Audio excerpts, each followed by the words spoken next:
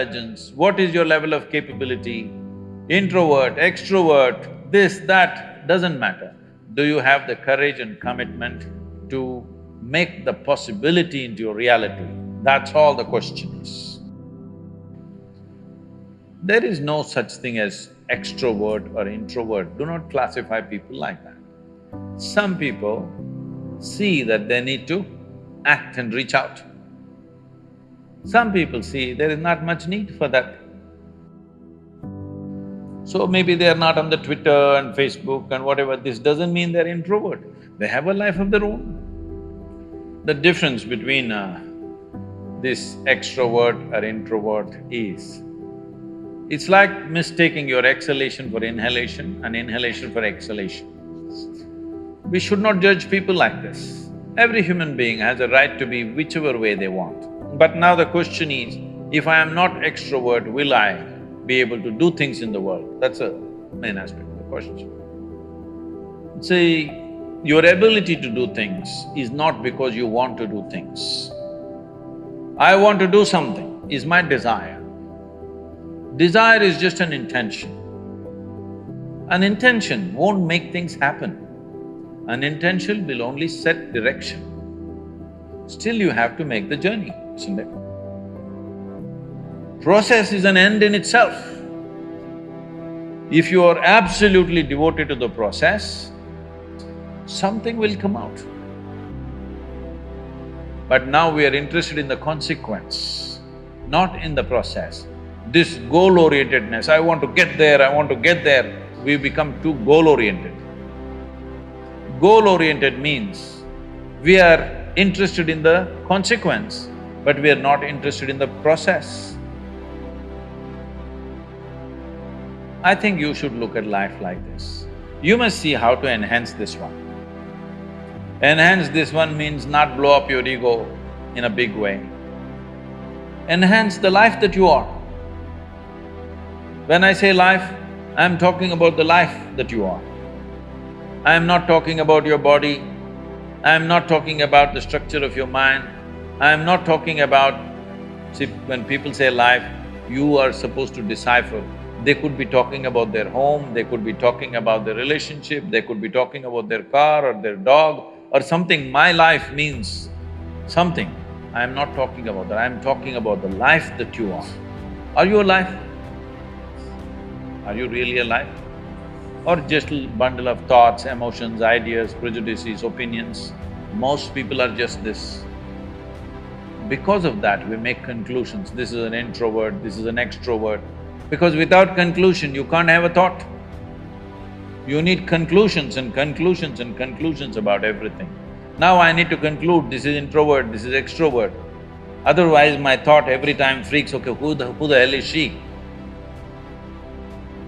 But human faculties are such, I don't have to conclude, I can just look. This moment how she is, that's all that matters. Yesterday how she was, doesn't matter, isn't it? And tomorrow how she's going to be, you have no clue. Yes or no? Do not fix life, either yours or anybody else's. Do not fix it, because what you're calling as human life is a possibility. To make this possibility into your reality, you have to travel a distance. Do you have the courage and the commitment to travel the distance? That's all the question is. The simple thing is this, see, if your joy, your sadness, your happiness, your misery is determined by something or somebody around you, the chances of you being joyful in your life is remote. For every one of you, your life is precious, isn't it? It's a precious life. If something is precious, where do you want to invest this life? Into what do you want to invest this precious life? If this is a worthless life, throw it somewhere. If this is a precious life, what do you want to invest this life into? If you look at it this way, you will find something truly worthwhile to do. If you think in terms of how to earn a living, how to get this kind of thing, that kind of thing, then you will do something silly that you will regret for the rest of your life. Most people are a regret. That's why they're going around joylessly, because they're not doing what they want to do. They are not creating what really matters to them. They're doing something for a living.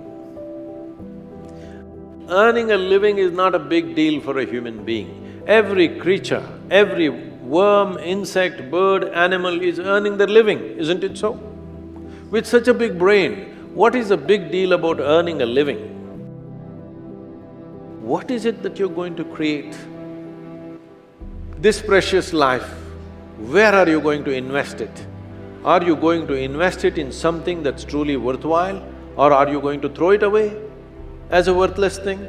This is the important thing, because what you call as my life is just a certain amount of time and energy, isn't it? As you sit here, your life is ticking away or no? You're young, you may not be thinking like this, but actually it's ticking away. What is ticking away is not time, what is ticking away is your life. So this energy that you call as my life, how are you going to invest it? Because if you're doing something truly worthwhile, it gets over before you know what happened. Only if you're doing something worthless, it feels like a long life. Something that happened 10 years ago, you can still suffer, isn't it? Huh? Something that may happen day after tomorrow, you already suffer. What happened 10 years ago or even 10 days ago, does it exist right now? Does it exist right now? What may happen day after tomorrow, does it exist right now? No. So if you suffer something that does not exist, should we call you sane or insane? Success means what? I made it. What did you make? I bought a house site. You think that's an achievement? I got a job. I made this much money. This is a very constipated way of looking at life. I want young people to look at it in terms of how we can do something that cannot be done in this lifetime. Oh, what will happen if I don't fulfill it? If you worked incessantly and still at the end of your life the job is not done, it doesn't mean you're a failure, it means you had a great vision. That's what it means. If you go outside in the garden and try to catch an ant who is born here, who's grown up here and probably he'll die here, if you try to catch him, he'll say, okay, crush me if you want. Is it so? He'll do everything to protect himself. He values his life, isn't it? Very much or no? Tiny little creature that we may not even notice.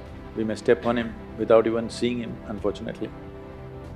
But he values his life immensely. Does he or no? He's got spark. But you, a human being, at least on this planet, you're the peak of evolution, physiologically at least. What the most evolved creature on the planet means is, it has the most complex neurological system and it has the highest level of cerebral capability. That means you can think, you can remember, you have memory. You have a very vivid sense of memory and a fantastic sense of imagination. An ant doesn't have such a vivid sense of memory, nor does he have any great imagination. He has some. But he has a presence of mind about the life that he is living. Because the education systems that you're going through right from kindergarten level is such that it is about everything except you. Somebody is PhD in tourism, somebody is PhD in biotechnology, somebody is PhD in something. Nothing about this. How does this function? There is no attention at all. A human being exists in three times. He lives because of the richness of his memory. The present experience is important, and how vivid is your imagination for tomorrow is very important.